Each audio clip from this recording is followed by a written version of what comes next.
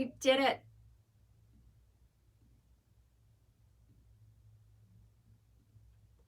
Okay. Sniffing, let's see. I'm gonna get in a good headspace.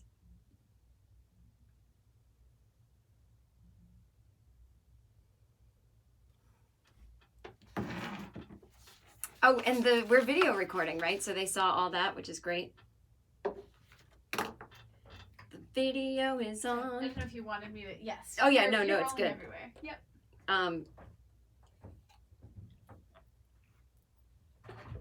Okay. Welcome, Patreon people who are watching the video. Isn't it so exciting? You're getting a little 5 minutes extra that the regular people or the regular feed doesn't get. Oh, here we go, beginning the podcast. Let's see, what are my dates? Hello, everybody. Just some quick tour dates. As you know, Saturday, March 28th, 7 p.m., Copper Blues Live in Phoenix, my only stop in Arizona. All tickets at jenkirkman.com. Click tour. When you hear about a city and you go, how do I get tickets? Remember what I'm telling you now. jenkirkman.com. Click tour. Of course, you're always welcome to go to the website of any of these establishments, but my link will take you right there. So there you go. March 28th, Phoenix. April, nothing.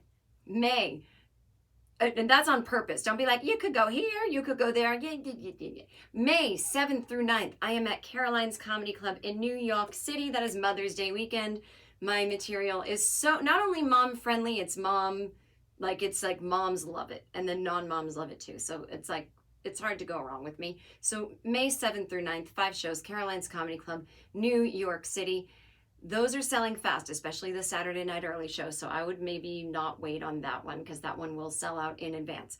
Then, where am I next? Well, I'm at the Spokane Comedy Club in Spokane, Washington, which is June 4th through 6th. My first time doing that club, so don't embarrass me. Please buy tickets, buy them in advance. July 10th and 11th, 4 shows only. I'm at Zany's in Dallas. Well, it's not Zany's, it's called... It's called Hyenas. Sorry, we don't have to edit that out. We keep it in. It's charming. And tickets are on sale now. Dallas, that is my only stop in Texas this year. So, yep. Come on back. Love all the places in Texas, but my biggest turnouts are always Dallas. I can only pick one this year, so that's where I'm coming. So make the drive in from all the corners. And then in August, I'll be in Winnipeg. Back in Winnipeg at the Park Theater, my 3rd time back there in August 8th. And then September, I'll be in Buffalo, New York at the Helium there, and Bloomington, Indiana at the Comedy Attic. None of these are on sale yet, but you go to Jen Kirkman and click Kirk Mail. You'll get an email the day they go on sale with a ticket link. And then November, right after the election, I'll be up in Portland, Oregon, and then Seattle. So who knows what mood we'll all be in. By the way, I'll probably have to cancel my hotel because of coronavirus, so who even knows? Okay, enjoy this week's episode. Back on the other side of it. Hello, everybody. Welcome to Having Funlessness with Jen Kirkman, episode 326. It is the March 11th episode. How is everybody? Oh, God, if you don't know what this podcast is, it's me. I'm a comedian. I have Netflix specials. I wrote books, but this is where I go to talk about anything I feel like, and it can be funny or it can be not. So there you go. It's a podcast. People talk. I think we are clear on this concept. It is a stream of conscious monologue podcast. How's that sound?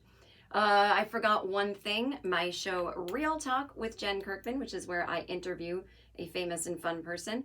Next one will be Tuesday, March 24th, 7:30 p.m. at the Hollywood Improv Lab. Seats only about 50 people, so get those tickets in advance.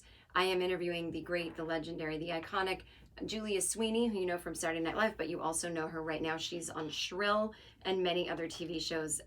She's had a rich and storied life in show business. She was also a writer on Sex and the City. I want to talk to her about that because we've had some great conversations off the mic about I think she's going to be a really good one to talk to about career. Because she's a little older than me, and she's like, I'm working more than I ever thought, and we had a long talk once about taking jobs you don't necessarily want in the business to pay the bills, all this. So I think it's gonna be like a good career focused talk, and she's got the most amazing love story of how she ended up with her husband that you've ever heard. Like when she told me, I couldn't believe it. So I'll be interviewing her about that. So come on down. Tickets are only $15. Those are also at jenkirkman.com. Click tour. They're on sale now. All right. What are we going to talk about this week? Well, the Patreon is here. We're going to talk about that. I'm going to talk about doing this show with Dana Carvey last week. I'm going to talk about the coronavirus, and I'm going to talk about, do you have an internal monologue or not? There are some people that don't, and we're going to, read a couple listener emails from people who have emailed me. And I forgot another thing at home. Oh, fucking great. My head is exploding. I am working so much lately that me sitting here recording the podcast right now is, as much as I love doing it, stressing me out because I do have a full-time job and we're working extra overtime because we're working on the script. And it's kind of, when you have a job like that, you cancel everything else. But if you're someone like me who has multiple careers, like you can't cancel it. So I had to get out of one headspace, get out of the house, get here, and forgot to print something important to my, some ads. I mean, let's be honest. So that's what it is. So let's begin. Let's just give a recap. This show used to be, oh, this is what I did this week. But since I've been doing nothing but working and I can't give you top secret information about television shows I write on, and it wouldn't be interesting anyway if I'm like, well, we were going to have this character do this, but now she's doing this. I'm just going to tell you about my week. So I hope you've all been enjoying the Patreon. You can sign up if you go to @jenkirkman_podcast, which is my Facebook page for the podcast. In the link in bio, that's what you click to join the Patreon. And if you want to find me on Twitter, then you're going to go to @funlessnesspod, @funlessnesspod. And in the link in that bio will be how you get to the Patreon. And then if you go to jenkirkman.com/podcast, the Patreon link will be at the top. So there you go. I'm just making myself a note. All right. Website, Twitter, Insta. All right, guys, girls, people, folks, all the genders, all the identities. Let's begin. So I got Dana Carvey as my guest to do this interview show at the Hollywood Improv Lab, and the episode actually comes out in a few days. And I was so nervous because he's doing me such a favor, and I'm not, maybe to some of you I seem like a famous comic, but not to him. He knows the famous comics in my peer group are. And also I'm younger, he thinks of me as a kid, so I just wanted it to be a fulfilling experience. And he was so kind. I don't know if he was like, why did I do this? This is so annoying. But a little inside story. I said to him, I called my mom before, not because I was nervous. I'm not that kind of person. I gotta call my mommy because I'm scared of the podcast. I just was catching up with my mom as I was driving. And I said, I'm doing my thing with Dana Carvey tonight. Now, my mom is a big fan of when Dana Carvey imitates the Beatles because my mom loves the Beatles. And so I said, I'm going to have him do his Beatles voices, I think. And I said, what if we called you as John Lennon? Would you be awake? Because it would have been 11:30 p.m. her time by the time we called her. And she's like, oh, of course. So I had to sort of tell him upstairs, that's where the backstage is at the Improv. And I was like, I don't want to pimp you out and do that thing. Like if you run into a celebrity at the mall and you pull out your phone, call my brother, he'll love it. I didn't want to do one of those things. And I just said, she really loves the Beatles. She's 81 years old. I think she had a crush on John Lennon. Well, I didn't think, she told me. And I just think it would be great because I know that when you're playing along, and I told her, play along, don't try to be funny, just act as though John Lennon's calling you, and what would you say? And she did a really good job. And what was funny is she emailed me the next day and said, I obviously know I wasn't talking to John, Paul, George, and Ringo, but I felt like I was, and I let myself just go with that. And so I put a clip of that on the Having Funlessness Instagram page at Jen Kirkman Podcast. But you get to see the video and hear the audio of the entire interview I did with Dana, and that obviously is part of it. But it made me so happy because she was like, oh my God, it's so good to hear from you. And then he's talking to her as George Harrison, and he's like, it's George. And she's like, oh, I'm so sad, George. She was sad that he was dead. And George Harrison, Dana Carvey as George Harrison, told my mom that the afterlife is great. Don't be afraid. And I thought that was such a cryptic thing to say to an 81-year-old woman, but there was something about it that actually soothed me, because I realized that none of us know what's going to happen to us after we go, or even during, you know? And so we get to think whatever we want. Maybe in the moment of truth, we'll be like, oh my God, this is fucking terrifying and worse than I thought. But that's fine. Up until that moment, you've been able to tell your brain a story to make yourself happy when you think about death. And so there was this moment where it comforted me, and I went, yeah, what if? What if all your favorite musicians are up there and everyone's chill and nobody's afraid? It was actually, I think it was just a riff he was saying, but it felt like he was saying to my elderly mother, don't be afraid of dying, which, by the way, she's not dying. And she'll be hearing this going, why is she talking about this? You know what's also weird is everyone goes, oh my God, your impression of your mom is spot on. As though I'm doing a Nixon impression. Like, of course it's spot on. I'm related to her. And I lived with her for the most formative years of my life, 0 to 21 practically. And if I don't do a good, in quotes, impression of her, then I'm an idiot. I mean, everyone can impersonate their parents. I don't know. For some reason, that compliment is always lost on me. I'm like, okay, it's not an impression, though. It's whatever.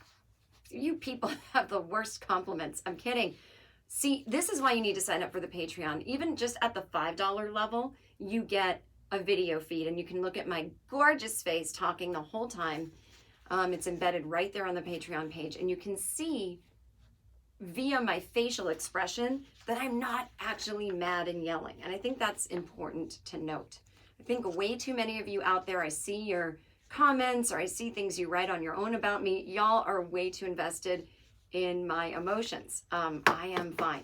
So isn't it nice that people are? Yes, it's very nice. But I'll tell you when I need you. I'm good for now. All right. So coronavirus. Here's the thing. I don't know what I think. Something is happening to me as I get older where I internalize the horror of the world less. Am I less invested? No. Do I care less? No. Is it because I'm rich and live in a high tower? No. It's because with a certain level of maturity, there's more and more acceptance. I'm not going to panic. I can't change anything. I'm sad for the world, but for the love of God, I'm a human spirit in a body. I deserve some bright spot in my life. And so I try not to harp on it. But when I sit back and go, and so when I was younger, you know, I think the younger you are, the less of a, in quotes, life you have. Like, maybe you don't have a lot of like life experiences. You haven't hooked into like the right job yet, or you're just young. And I think things are intensely more frightening. I used to get so obsessed with things like pandemics and nuclear war and all of that. And it's like, yeah, the world is equally terrible and equally wonderful. Most things that people are doing will be of the terrible variety. And most things that, like, say, nature is doing on its own is of the beautiful variety. And then we can impact nature and then it gets terrible. And there's all kinds of things. So I remember thinking, I bet in our lifetime we will see these crazy super bugs because of global warming. Now, I don't think coronavirus is quite from that, but I we have a president who has gutted all of the agencies that would be handling this. And now I don't think I have a ton of Trump supporters in my audience, but I have been so good to you until now that, you know, you call everyone else a snowflake who can't handle things. If you sit here and get upset, welcome to it, snowflake. You're not going to be a snowflake anymore because of global warming. You're a hot puddle. You don't even exist. You'll never even come into existence. So anyway,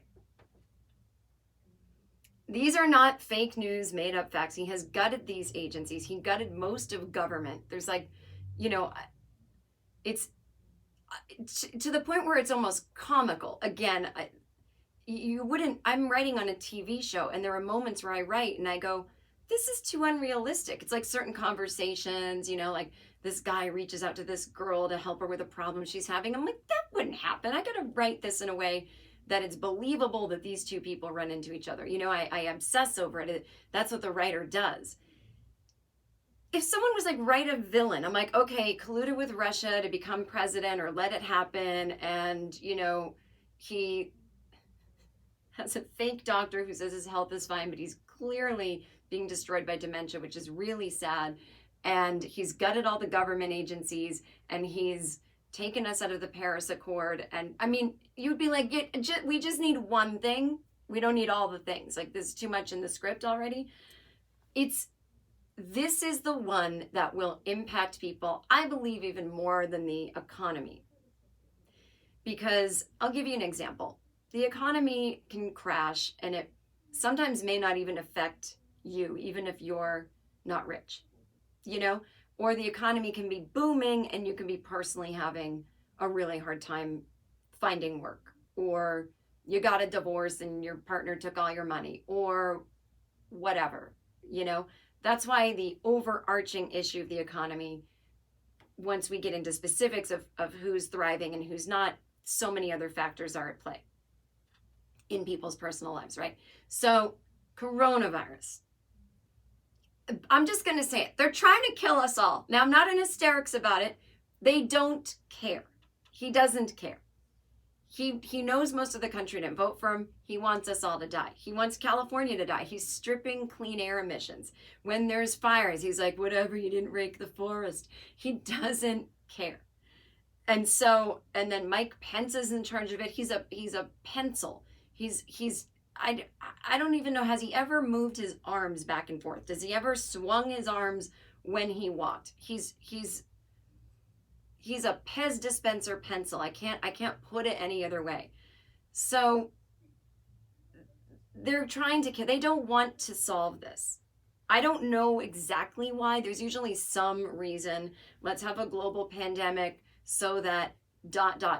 so that I can get this, or because he's not going to get rich off this. It may kill some people that didn't vote for him, but I don't understand. Now, maybe it won't turn out to be anything. I'm not sounding the alarm, but what is the problem with it is that it's very easy to spread. There's no vaccine yet. And people may get it, and you could get coronavirus, and it may not affect you, but you could, if you're out in public, infect other people with your sneezings and your coughings. And I see you animals. You don't cover your mouths at airports. Or when you do, you use your hands. It's been elbow only for at least the last 20 years. You cough into your elbow. Anyway, so that's one of the problems as well, is anyone you know could have coronavirus. And I mean, if it isn't bad enough that people don't go out, it's going to get worse. So I'm like, do I cancel my gigs? Like, well, I have a writing job. It's not for the whole year. It's only for the next month or so. But, you know, why don't I just save my money, buckle down, and not try to do some extra tour dates? I'm scared. Now, then I sit back and I think, am I really scared of coronavirus? Like, what am I scared of?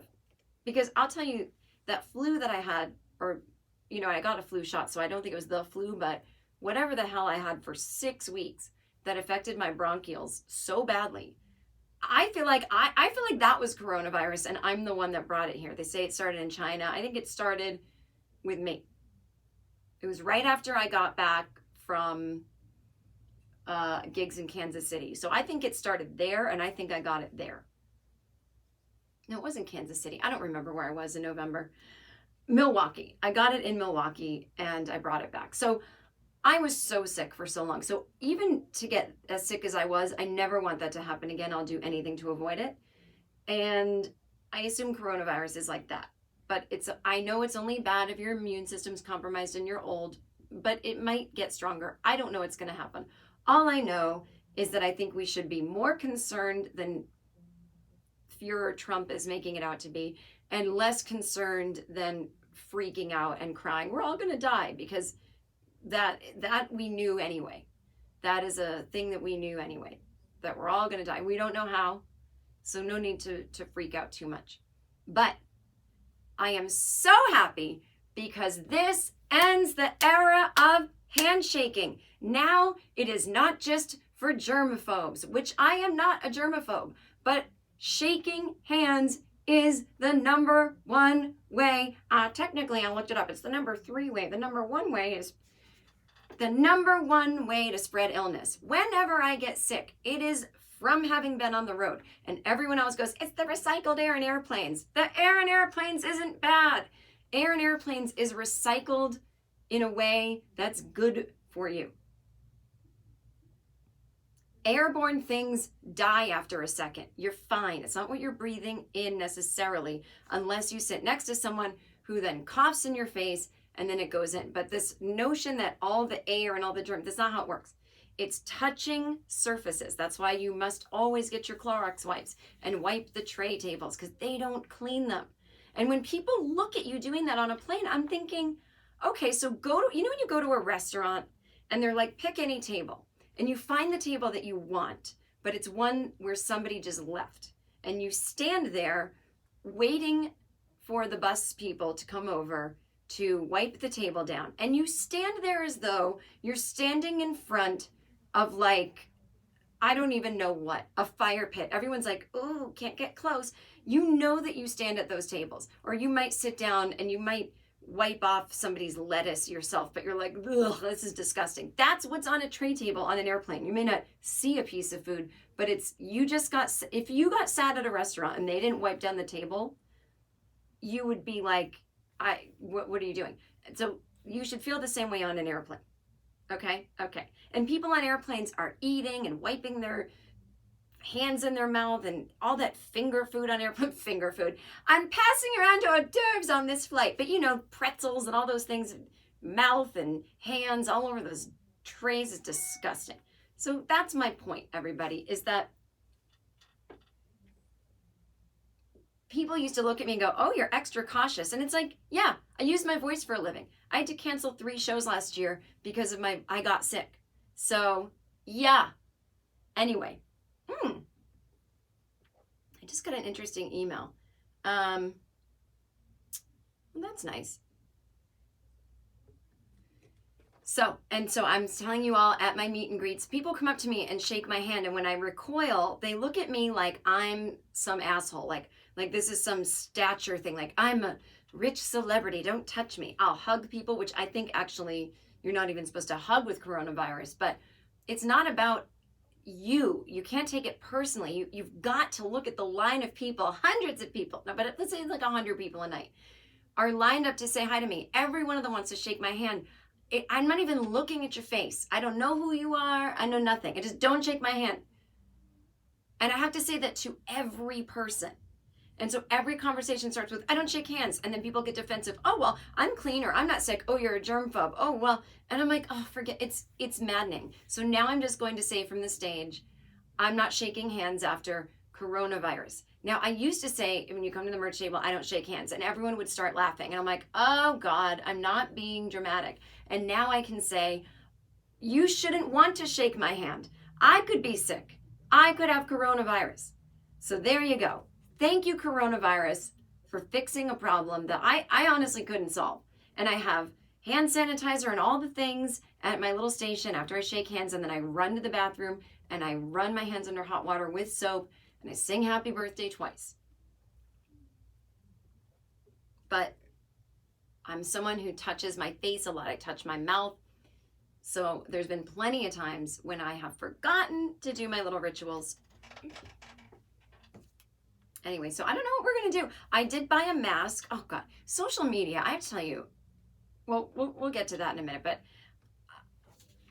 when am I finally going to stop torturing myself and get off social media? I mean, the podcast is where it's at. And then all you guys will be commenting in the Patreon posts, which I hope. And, you're paying to be there. We're cutting out the riffraff. I don't want to post on Twitter anymore. I don't want to post on Instagram so much anymore. It drives me crazy. But I'll explain that in a minute. Now, by the way, if y'all don't want to get coronavirus, you better start cleaning a little better. Clean your homes. You come home, you've been touching everything, running your hands up and down the subway. I know what you're doing. Come home, you touch your counter, start cleaning. And it's almost spring.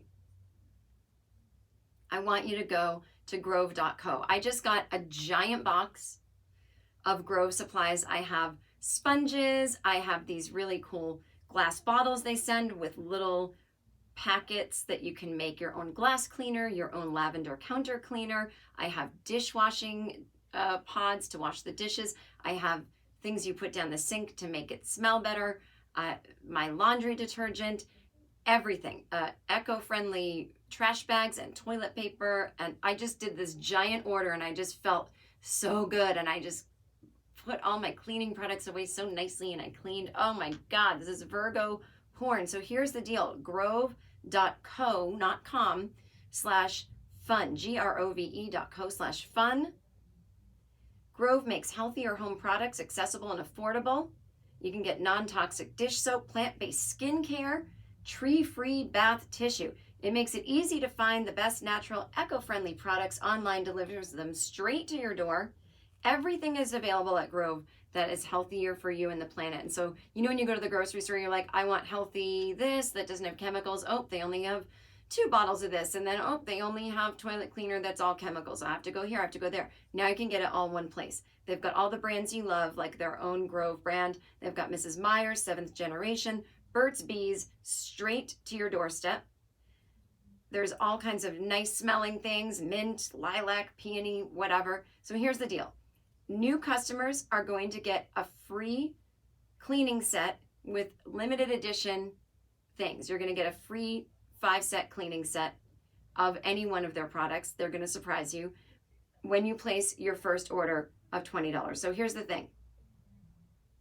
Check out grove.co/fun, grove.co/fun, and get this offer before it runs out. Now, I know you're like, Jen, do you really clean your own house? I really do. I do have a housekeeper come sometimes, but when I clean it myself, it's such a joy to smell all my smells. So anyway, when you sign up with your first Grove order, you're going to get a free 60-day VIP trial, which includes customizable refill orders, so you're never going to run out of the products you love. And by default, your second shipment will be queued up to come 1 month later, but they're going to remind you twice before it's due to ship because you can easily delay, edit, or cancel a shipment at any time. So grove.co/fun. You don't have to shop multiple stores or look endlessly online to get all the natural goods that you do for your family. Healthy, plant-based, non-toxic cleaning products, and they're very enjoyable. And again, for a limited time, grove.co/fun, you'll get free 5-piece cleaning set, grove.co/fun. Shipping is fast and free on your first order. Okay, great. So what was I saying? Oh, social media. So I'm posting about, I have this leopard print mask. I went on Amazon maybe about 6 months ago and I said, I'm really paranoid. I don't want to catch a cold. I'm flying a lot. I'm going to buy some fashionable masks that I can put on. And so I got ones that have leopard print. I think there's a polka dot one. I think there was one that was kind of bejeweled. And I actually went to Vegas with my parents and brought one of the masks with me because, as you know, and you know I'm always talking about I wish it were back in the day, but you can smoke inside in Vegas. And as much as I think I love it, in real life I actually don't, because it fucks with my voice so much I can't tell if I'm getting sick or if I'm just affected by all the secondhand smoke. So I was walking around with my leopard print mask on, and my mom was like, take that off, you look stupid. And so I kept taking it off, putting it on. But I was paranoid because I was leaving for Europe the next week. And I was like, the last thing I want to do is be in a germ-ridden place like Vegas and, irritating. It's like you can catch a cold easier if you've had smoke going up into your cilia. There's all kinds of things. You want to keep the air that you breathe clean, and then you have less chance of not being able to fight off a cold. Anyway, so now I don't know how well those things work, but you got to think putting something over your nose and mouth is better than not. And of course, I ended up getting sick in November anyway, but I hadn't been wearing my masks. So everybody now, when I would wear my masks on the plane, people would look at me. And I wore the leopard print mask on the airplane in December when I went back east for Christmas. And now the reason I had it on was because my immune system had been lowered by taking so many steroids to try to get rid of this thing and antibiotics. And I wasn't fully better yet. And my lungs, they were not breathing very well. And so every time I took a breath, even with all my steroid inhalers and all this, I would be like,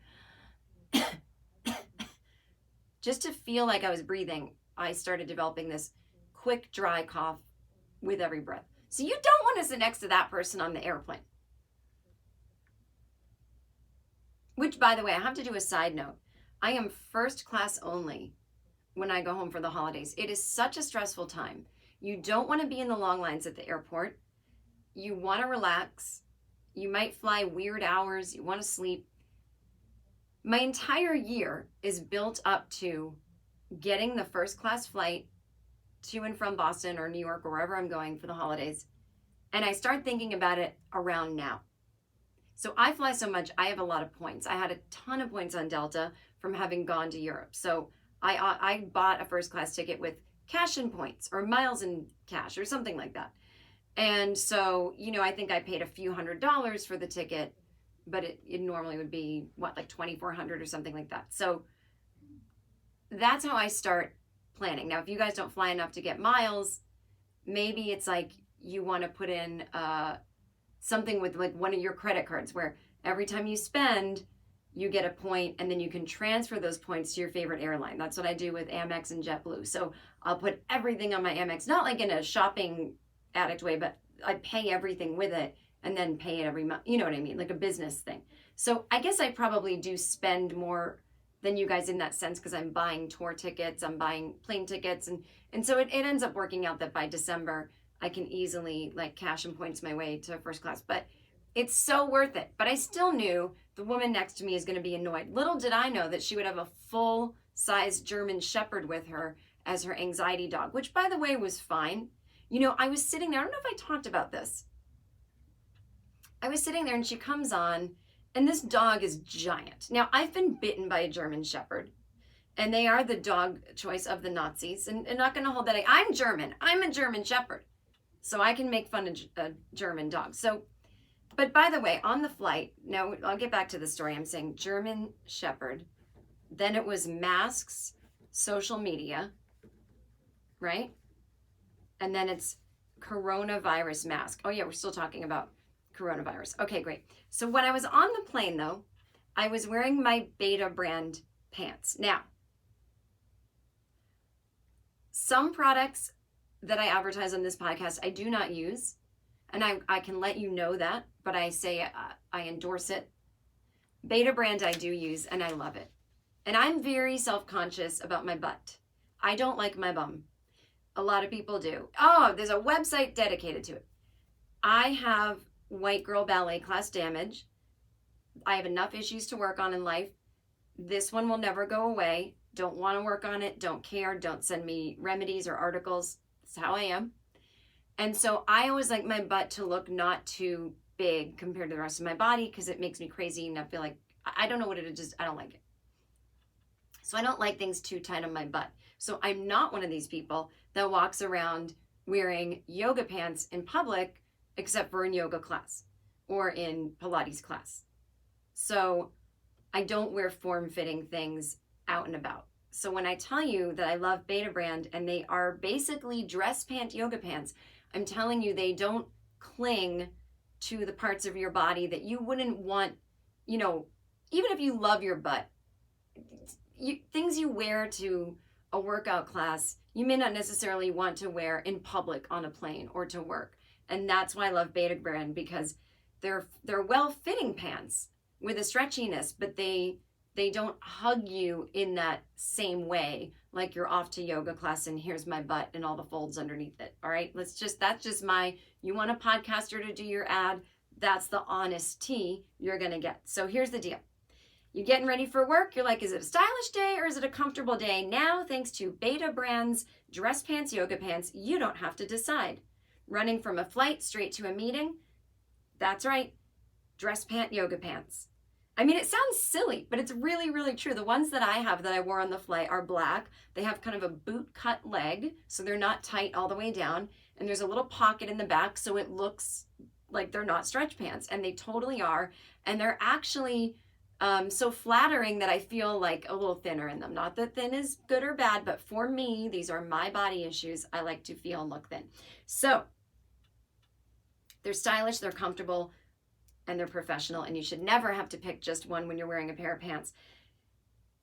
Their yoga pants are super comfy, perfectly stretchy, and they stay wrinkle-free. That's the other thing. So I can sit on the plane, I can sleep, and I get off the plane, no wrinkles. That's not something that could be said for actual dress pants. They have all of the styles of dress pants with the stretch, fit, and feel of yoga pants. They're really cute ones, like ones with like checkers on them, like checkerboard patterns, like all kinds of different patterns, all kinds of different work pants. They're not all straight bootleg. You can get dozens of colors, patterns, cuts, and styles like boot cut, straight leg, skinny, cropped, and more. They even have a pair that has 8 pockets.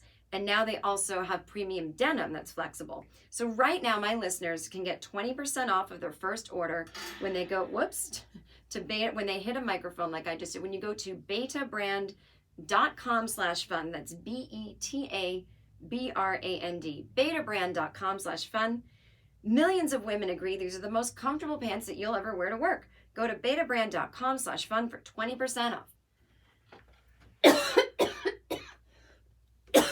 Fuck, what's happening? That's gonna get edited out, you guys, but not for the video, peeps. Oh my God, I've always wanted to pay $5 a month to see someone cough. Well, now your dreams have just come true.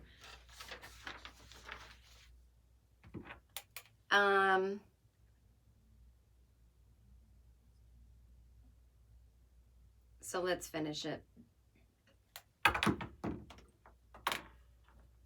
I know I wrote my notes down. German Shepherd. So she comes on with a full size. I keep saying full size German Shepherd. I just feel like it's not one of those little dogs that you can put in your purse. You couldn't even fit this dog in a checked suitcase. Not that you would want to. So he comes on, she comes on. She's got the window seat. And again, it's first class. It's one of those pods kind of on Delta where, you know, there's a lot of space between you and the other person because of all the pod stuff. And you can, you know, lay down fully. So it's great. And honestly, the dog's not bothering me, but I did get bit by my aunt's German Shepherd in 2001. He was sitting in front of the fireplace. It was Christmas. I went to pet him. He turned around, bit me. Now, I know you say, don't do that to a dog. Don't sneak up on him. It was a family dog that had children running around all the time, children grabbing at him. You know, like it, I didn't think there'd be a problem. So he bit me. We had to go get, I think, some kind of tetanus shot, or I don't know what we did. We went to the ER real quick. There was no one in there, which is strange because usually I feel like Christmas is just like Christmas in the ER. Everybody's there. But my aunt was a little bit like, okay, well, dogs bite people. It was very strange because she's a God-loving woman. She's a Catholic woman. The Christmas cards are always Jesus, Mary, Joseph. She sticks to the plot, you know, and yeah, she's a little bit like, well, don't touch a dog then. That's what dogs do. And I was like, okay. And she loves Trump, so I don't know. Are they related? I don't know. She trolled me on my own Instagram page once. I shouldn't be saying this, but she did. Just saying. So I'm on the plane with the German Shepherd and the lady, and she's like, I'm sorry. And he's like kind of getting away from her and running around. And in that moment, I just had so much empathy for her because he really actually seemed like a anxiety dog. And he had the little thing on that said, I'm the real deal. And I've seen people with their pets. I'm like, that's not an anxiety pet. I know what you're doing. So I could tell this was real, and she was anxious. And I thought it was really beautiful because it does take you out of yourself. And I know from going to various 12-step programs and doing various things that helping others is a great way to help with anxiety. Helping others takes you out of yourself, and community is important, all kinds of things. So I enjoyed that she had chosen, unlike myself, who's chosen Klonopin as needed, not every flight, obviously. She's chosen dealing with her dog.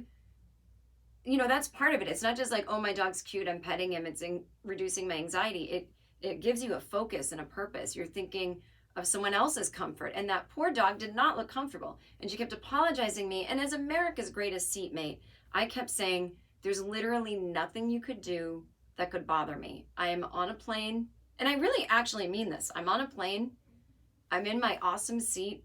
I'm going to watch a movie. I'm about to lay down. I'm totally fine. You're in the window seat. Like, there's nothing you could do except maybe small talk me. I didn't say that, but I said, you have you never have to say sorry again. You're really not bothering me. You got lucky. I'm not just being nice. I am the seatmate that is not annoyed by most things.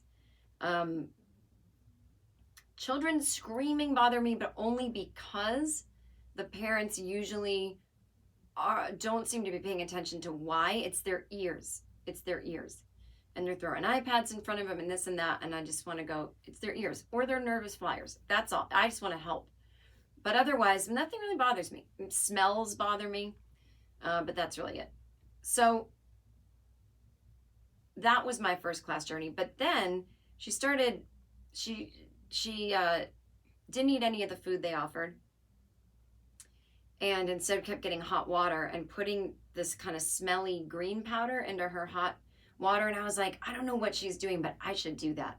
I should be that kind of healthy where, oh no food for me. I'll just drink hot green water. It was probably some kind of healthy drink. But then she was sharing it with her dog. And I was like, I don't know what the fuck's going on here. So I was like, you know what? I'm kind of glad there's a lot of business going on in that chair. But God bless. It's a 6-hour flight. That's a big chunk of your day. Go off. Treat it like it's your day. Anyway.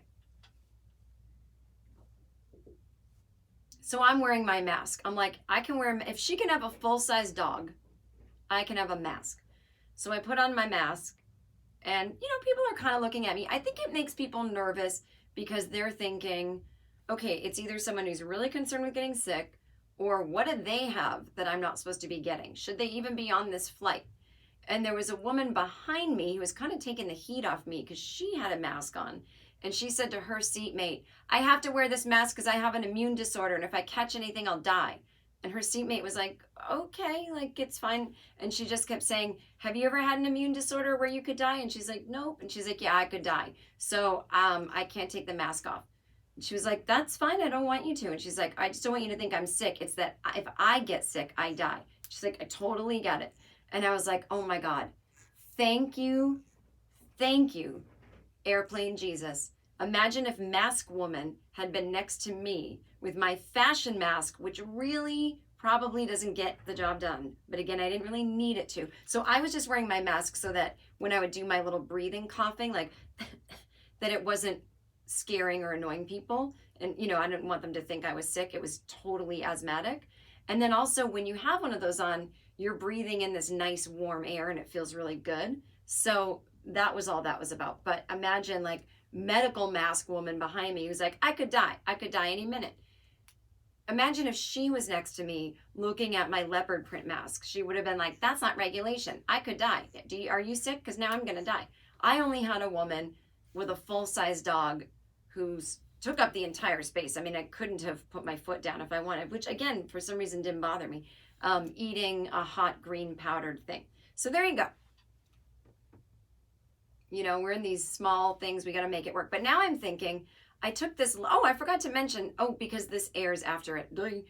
Well, by the time you hear this, I will have come back from a gig in Washington, D.C. that I took at the last minute. They're like, it's, you know, a 20-minute set, really good money. Like sometimes you'll get one of those highfalutin gigs where 20 minutes is more money than you'll make doing 5 one-hour shows in an entire weekend. So I was like, yes, please. Check, please. So, and they fly me first class and they put me up at the Watergate Hotel, which is always fun. So, but I'm like, should I fly? Is it too dangerous to fly? But I looked up what kind of mask you need for coronavirus. And again, this will air after it. But I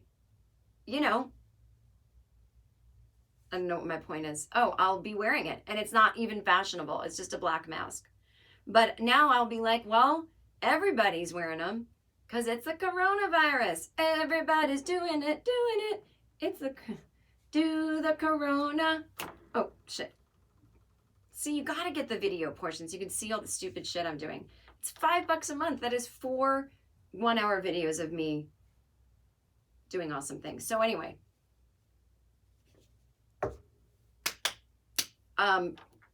And it's a bonus. Well, I forget what the tiers are. I'm not going to start rattling them off.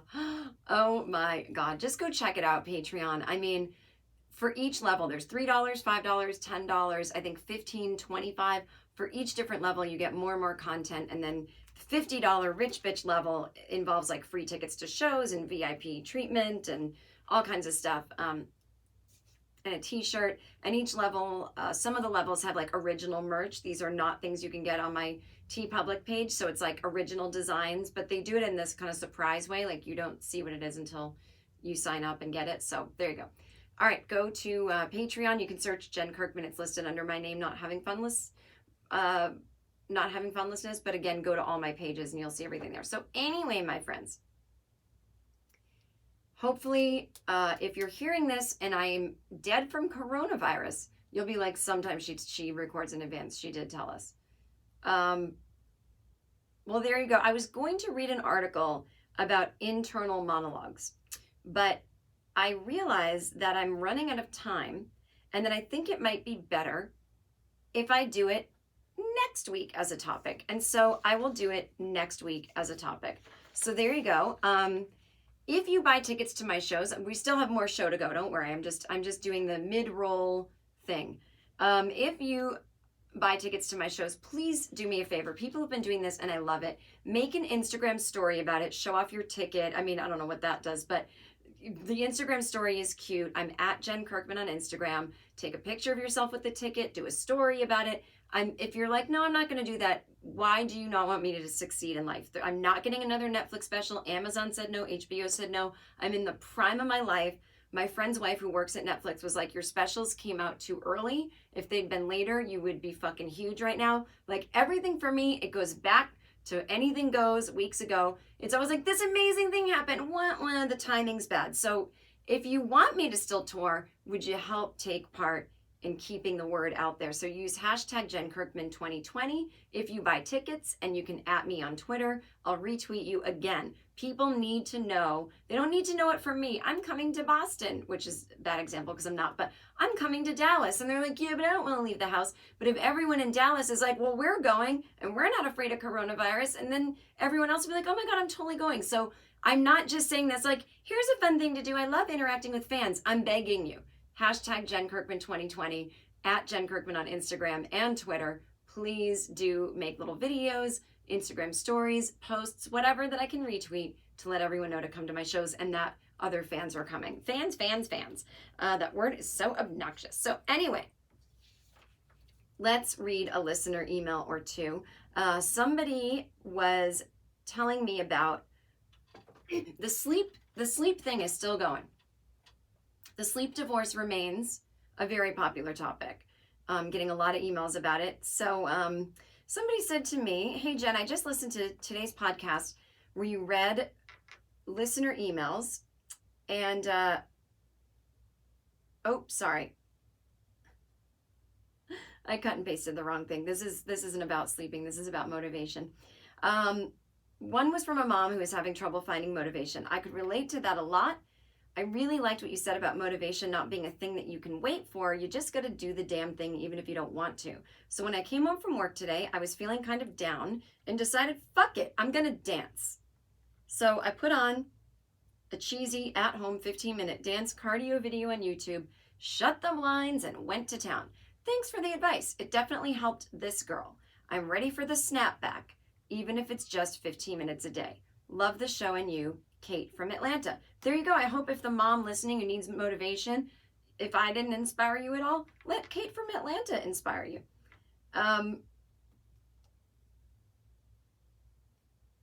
This one is about sleep separation. Dear Jen, thanks a million for bringing up sleep divorce.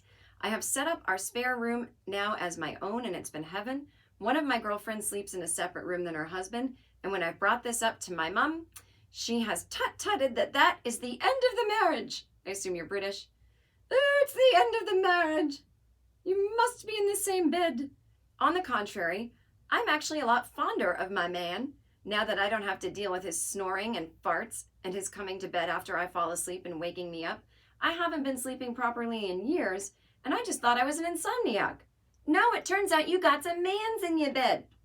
I rent a cottage a few times a year with girlfriends, and my favorite part about those weekends is getting into my own bed, in my own room at night. Now I do that every night, and my boyfriend is totally cool with it. I'll check in down the line to let you know if it breaks us up, but so far, it's just brought us more love. This has all been so simple. Thanks, and bisous from Montreal. I should know what that means because I am French Canadian. Bisous.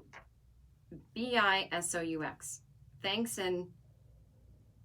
Oh, it's like hugs and kisses. I did know that. I forgot I knew it.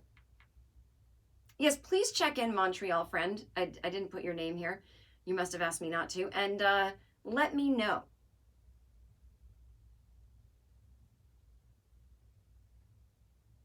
Oh, and this one, we'll end on this. I think this person is also from Canada as well. Thanks, Canadians. But this was about a few weeks ago. I talked about that French teacher I had who I thought might be gay. Well, I'm pretty sure he was. And the High School Musical that I did and all that.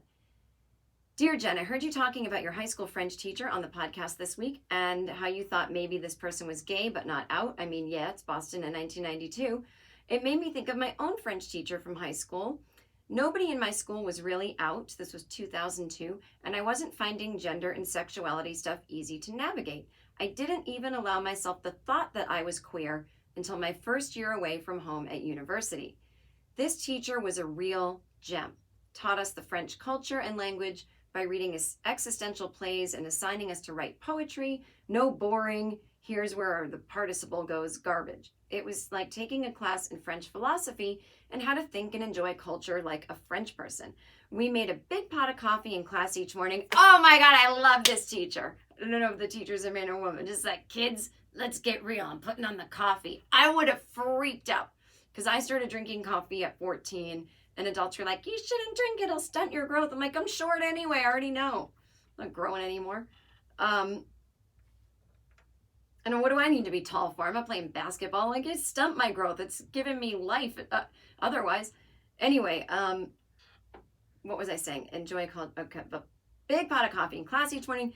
Considered concepts like hell being other people. It was something truly special and it shaped my life.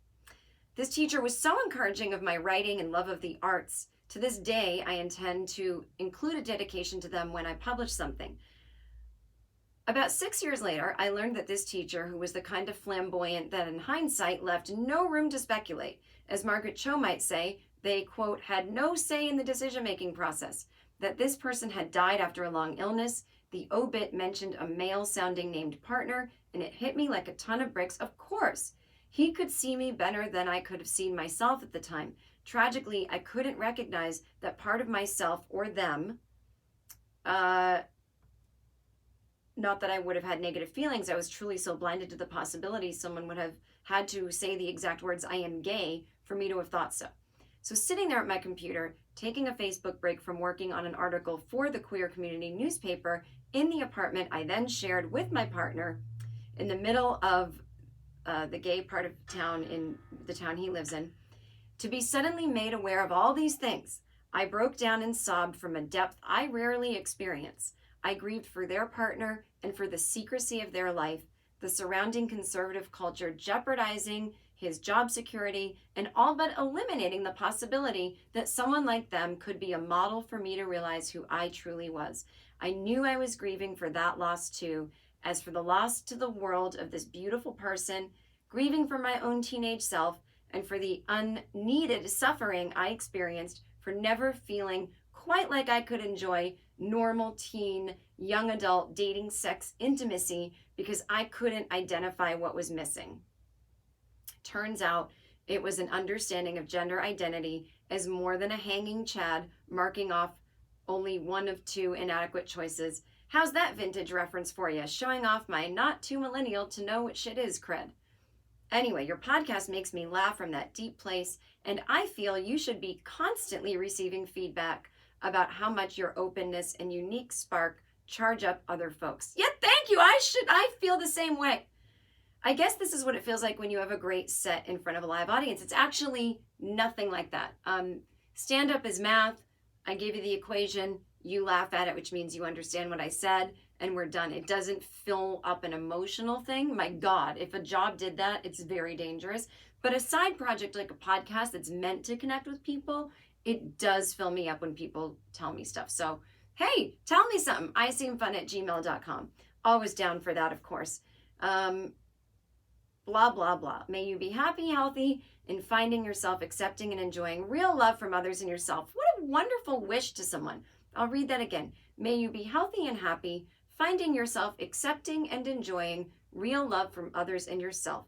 Thank you so much for doing what you do so folks like me who might never meet you in person can still gain from feeling like we have a kindred spirit out there. You do! I'm having so much fun having funlessness along with you. All the best. Thank you. Oh, what a sweet email.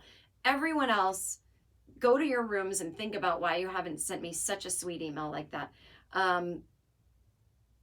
Yeah, it's so tragic. Literally the lives that were lost in the gay community because the government didn't give a fuck about AIDS, but also just quality of life that was lost, where you couldn't be your authentic self in front of anyone. You didn't know what it was like to walk down the hall in high school holding hands with someone because you would have been beaten to death. I mean, at least where I was growing up, you would have been your ass severely kicked. And might be different for some people now, but yeah. Oh God, I keep hitting the microphone. My hand just freaks out. Cut to 2 months from now, like, well, I got the diagnosis. I have overreacting arm syndrome, and it's going to keep getting worse till I'm a danger to everyone and myself, and I have to be taped down. Okay, anyway, until next week, have fun.